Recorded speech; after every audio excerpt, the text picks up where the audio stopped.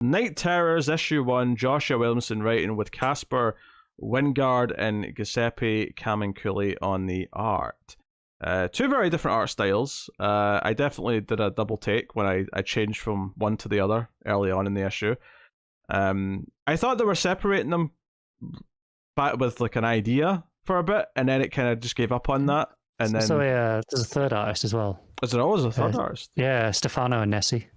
Well, that just adds to what I was saying then, I guess.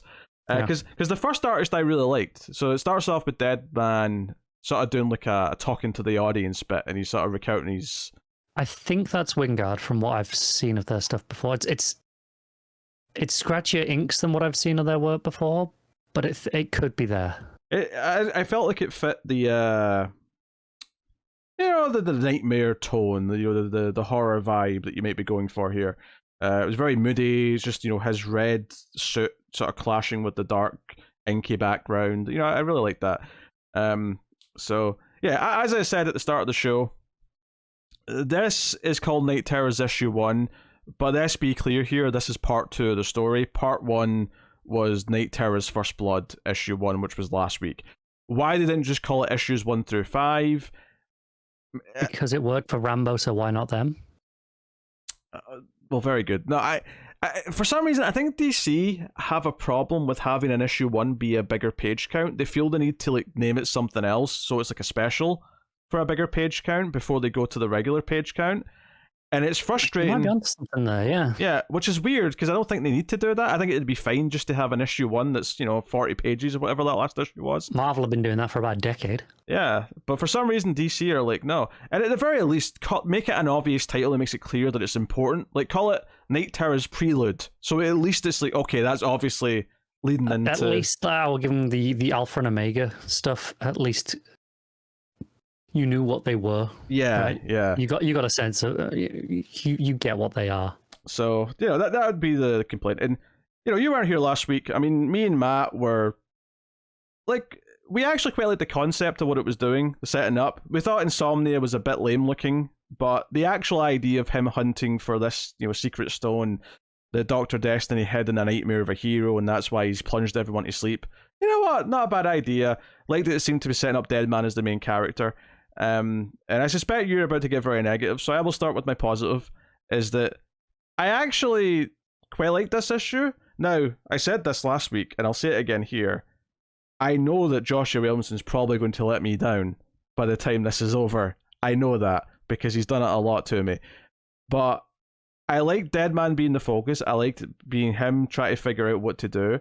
I liked him getting into his backstory so we can connect to him a bit more. And I liked where the issue went. I liked that his plan was to use some leftover Lazarus rain to resurrect the Sandman Wesley Dodds. And the big ending cliffhanger of this issue is zombie Wesley Dodds coming to help, Deadman solve this problem and save the world. All these ideas I'm into. I thought this issue was better paced because it was obviously a regular sized issue. It wasn't as bloated as that first one.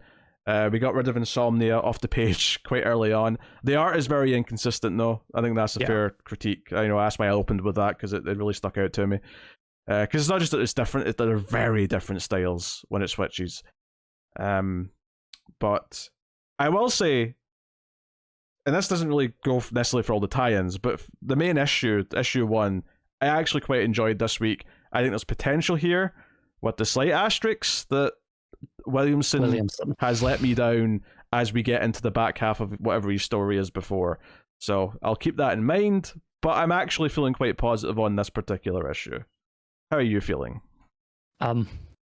Not positive. See, I knew. I'm trying to be diplomatic. Okay, part of it is not just this issue. Part of it is the event as a whole, because it's all well and good saying, oh, this issue is this and that, but it's not in a vacuum, right? They are publishing all of these books and they compound upon each other. Well, so okay, no, I agree and disagree with that. I agree. For any other book you could bring up from this, I would agree. I do think there's a slight difference when you're talking about the main event book versus all the tie-ins, because I do think there's reference in a very specific manner, though. That is what's getting to me. It's the Again, like I say, okay, they're compounding on each other. I can almost put that to the side. Mm-hmm. Because it is the main book, but like I say, this is dealing with Deadpool's history. Not Deadpool. God damn it, where the hell did that come from? You filth! Get that Marvel filth out of this podcast. I do. Yeah. Oh, where the hell that came from? Deadman's background, his origin and stuff, and that will be fine. But at least 4 or 5 of the other tie-ins are already dealing with characters' origins and backstories, so it's compounding into even though this is the main book and this is the one that should get the priority. This is the second week, so there was already at least 1 or 2 of those last week that dealt with characters' origins. No, that is the problem with the tie-ins for sure. I think with this, I like that it spends a couple of pages on his backstory because he is the protagonist of this story, and he's not a character who, has a lot of ongoing books, right? Yep. He's had a couple of miniseries since the start of Rebirth. I think it's fair play. I actually especially like how Williamson wrote some of this stuff here at the start. When he talks about not hearing the gunshot that killed him, just hearing the gasps, I actually thought that was a really nice little line. And it sort of it made me think of Dick Grayson a little bit and how like Deadman's from a similar world, but his experience is very different. It's almost like he could be like Dick Grayson's father, and like he's on the other end of it where he was the one who was killed. So it's kind of like an interesting comparison. Yeah, I can see that between them. So I thought that was good, and I think it's setting up his backstory with because it mentioned you see Sandman in one of the 2-page spreads like in the middle of the issue, and then like and I do appreciate, as much as none of us were that into Lazarus Rising as a thing, it was just kind of a little mini event blip on the radar. I do appreciate the ongoing continuity and that actually having like a because part of this issue as well is setting up who Insomnia is. And I was rolling my eyes a little bit when Insomnia's like, I'm a god of dreams. So I really appreciated that just a couple of pages later, it's like, no, he's a dude who was activated by Lazarus Rain. He's not actually inherently important. He's just, got delusions of grandeur and he's aiming for higher. And that's all fine. I do think he looks and sounds a bit kind of, they're going for this almost like trickstery kind of like mentality to him when I feel like he should be scarier. But at least if he is just a normal dude who's got delusions of grandeur, that personality makes more sense to me. If this was actually some sort of god of some kind, I'd be like, he should be way more, I don't know, like omnipresent or something, more ethereal, less like talky, basically. But it's interesting. I don't mind petty god characters. I've seen that in a few places before. That can be kind of fun. Oh yeah. Either way, he's still not interesting here, and that's like the other side for me is that I don't think the central premise is that interesting or good. It's boring. I find like almost everything in the main book I found, like the main book aside, like just First Blood and this aren't even that bad. I don't think they're terrible issues. I don't think they are far from the worst of the Night Terrors issues I've read so far. But they're bland and boring. I don't think they're very interesting either. And that's kind of a problem. I think ultimately I can just disagree with that. Yeah, that's what I'm willing to accept. That's just a taste one, as opposed to a actual flaw. Because I enjoy the premise, I enjoy the setup, I enjoy Deadman using Batman's body as like a conduit whilst Batman's in Nightmare Land. I think that's good fun. Like him, he has these little quips about how, oh shit, like Batman can actually do all this like parkour, because obviously he's a circus act, as a trapeze artist and stuff. Deadman goes to pull off these moves, but of course Batman's actually someone who does all this type of movement anyway, so he's like, oh shit, like this is like one of the first bodies I've ever jumped into who can actually like physically take what I'm going to make it do. So I appreciated those little beats, and I do think the overall story is interesting, and the premise of it is fun to me. It does tease that there's a few heroes that are still awake. You see Red Tornado and Zatanna, who come up in her book. It sets up the entire world's been knocked out. And I enjoyed the art in the last couple of pages with Wesley Dodd's hand coming out the crypt. You can see the tombstone, the rain. He hands him the gas mask, and then that final page of zombie Dodds, as I'm going to call him. It's a look. Yeah, I'm into it. I had fun with that. I also appreciate how the moons kind of get a face in it. If you look at that page again, there's kind of like a skull quality Oh yeah, to yeah, the I can moon. see it.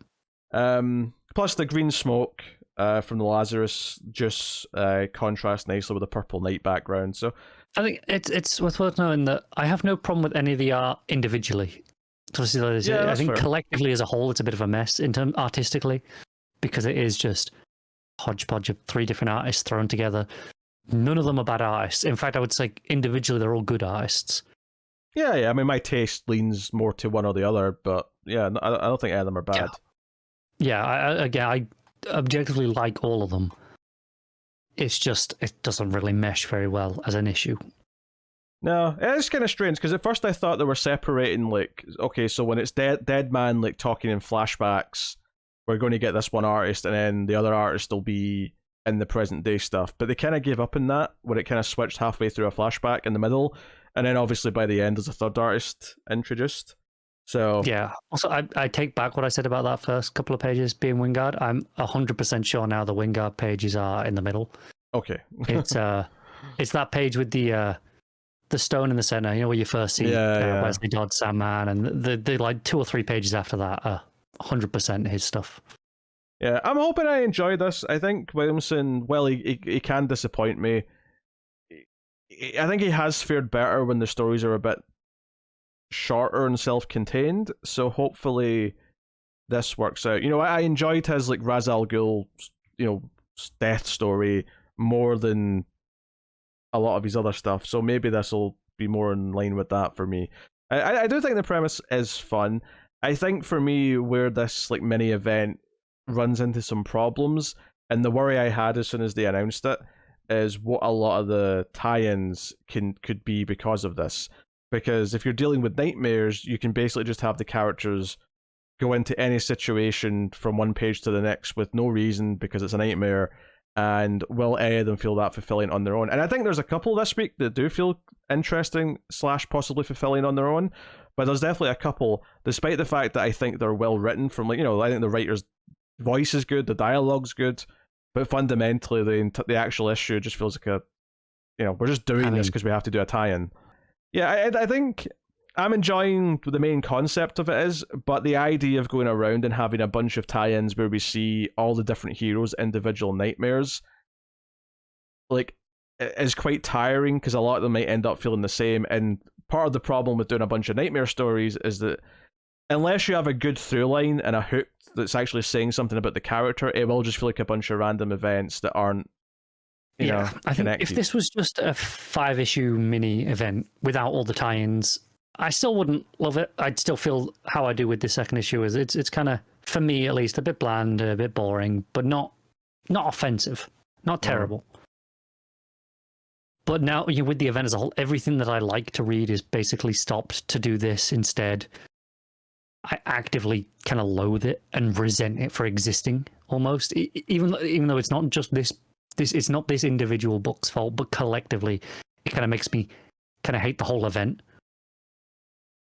Yeah, I mean, obviously, I've always been on the record of not liking that all the regular books have stopped for it, but I am enjoying the main story more than I thought I would, so I have to give some positivity where I can find it in times like these. So, what are you giving Night Terrors issue 1? 5? Yeah, I think I'm going with a hearty 7. I had a good time. I like the concept. The art's very inconsistent, obviously. But I love Sandman being brought into this, and and Wesley Dodds, classic GSA Sandman specifically, not Sandman. Not Dream, yeah. Yeah.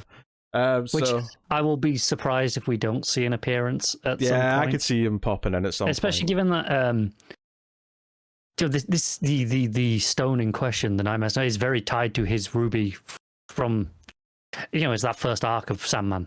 It's in that, I think it's like issue 6 or 7. It's very heavily tied to that stuff. So I will be surprised if we don't see an appearance at some point in this event.